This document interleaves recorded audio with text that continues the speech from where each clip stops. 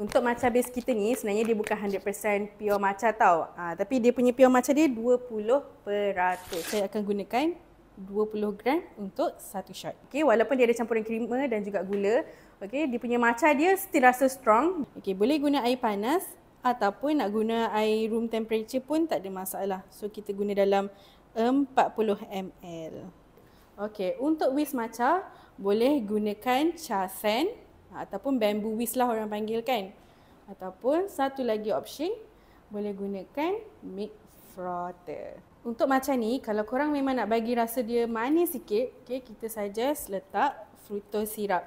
Kalau nak buat matcha latte, standard lah matcha latte tu letakkan susu. Dan kalau nak whiskkan dengan susu pun boleh je, tak ada masalah. So bila kita whiskkan dengan susu, dia akan jadi lebih creamy. Wow.